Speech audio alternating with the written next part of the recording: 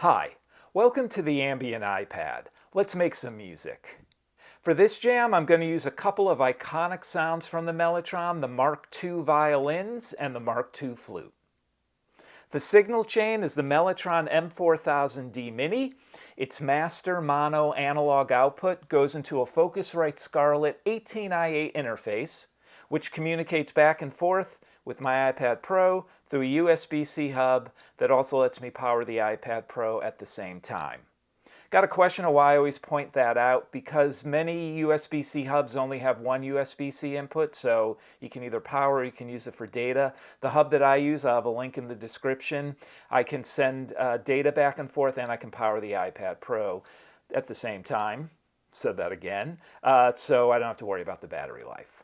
So I've got an instance of 8 Matrix open. In the last few jams, I've used Imaginando effects, and I'm going to do a few videos using the Bleass effects. For this particular one, I'm going to use the Gauss Looper, but the Bleass effects are more the traditional ones. I have a few others as well. So we've got compression. I can choose between phaser and chorus for modulation, a delay, and a reverb. So let's start by sampling the sounds I'm going to use. Let me turn off, let's turn off everything but the compression. Hopefully everything's off and you can hear the MkII 3 violins.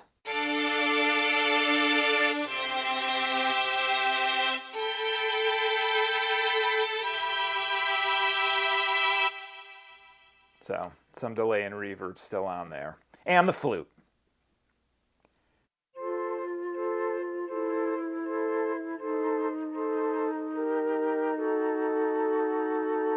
Everybody knows the MkII flute. I'm going to use a Gauss Looper. Haven't used this in a while. Very easy to use, straightforward looper with a lot of options for the loop length. You can control the filter, the attack. It has a sequencer built in so you can do some rhythmic choppy things with your loops. And there's also a little bit of delay built in as well. So I'll use that.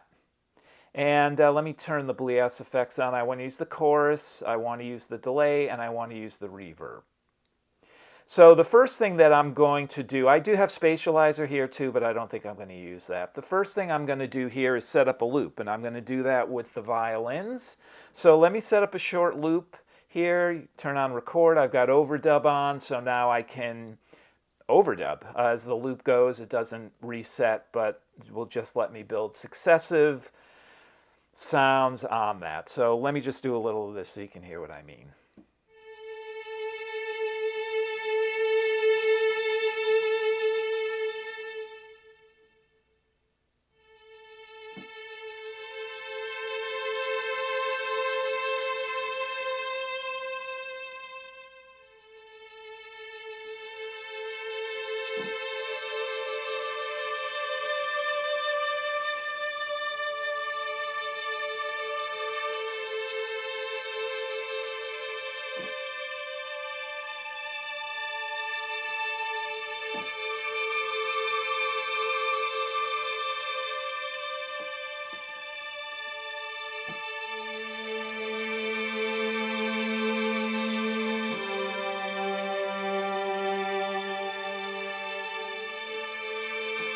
All right, let me turn off record. So, real easy to build up a loop here.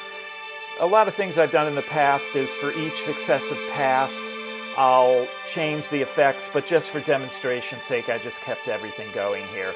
I have the loop length set for 8 seconds, which is essentially the tape loop length of most of the Mellotron tapes. So while I was making it, you could hear the sound stop. There was some gaps, but after you add a bunch of layers, it gets very smooth. Then once you turn record off, you're kind of free to do whatever you want over that. So that's where the flute comes in. Let me just open some of this just so we have something to look at. And then I would just solo.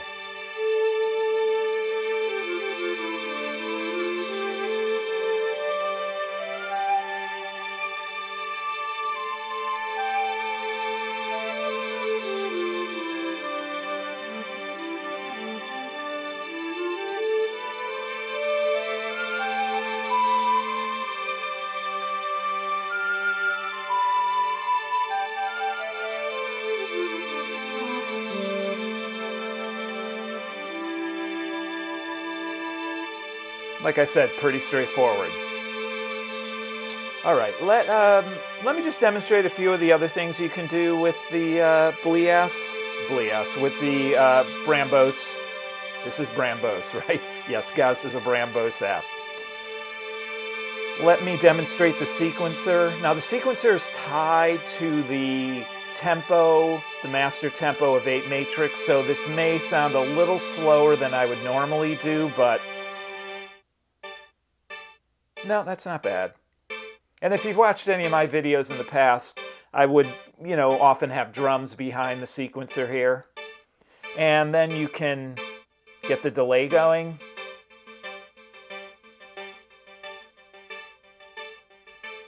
Do some frequency modulation with the cutoff.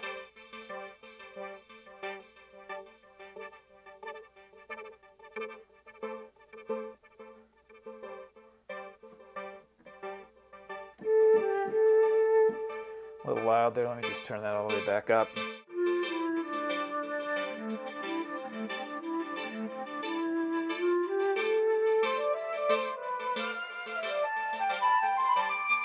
So there's a lot of different options just with the basic sounds that I have.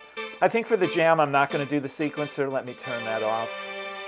And the reason for that is that I've done a whole series of videos demonstrating that with the sequencer going, with drums going, and I'll put some sample links in the description just for a couple of the videos if you want to see how I would use those features within a jam. So let me stop Gauss. All you've got to do is hit erase. And I'll just do a few little resets of some settings here, and I'll do the jam.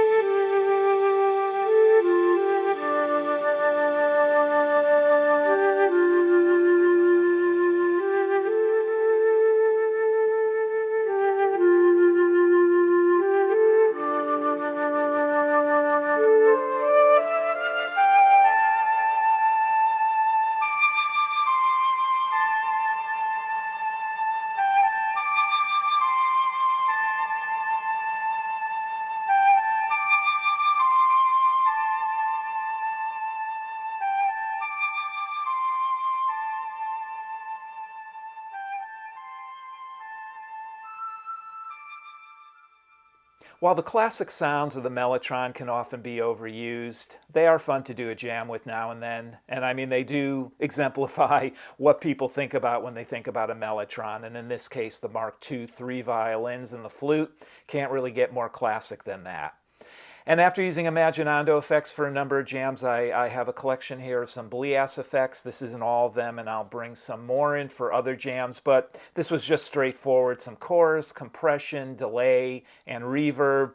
And then, of course, I used the Gauss Looper from Bram Bos to create that initial soundscape.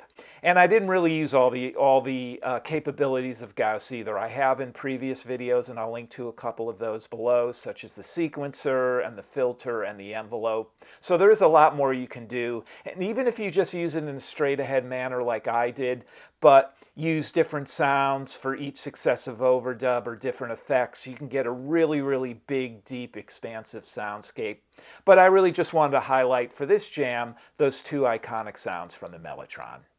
Thanks for watching, thanks for listening, and good luck with your own music.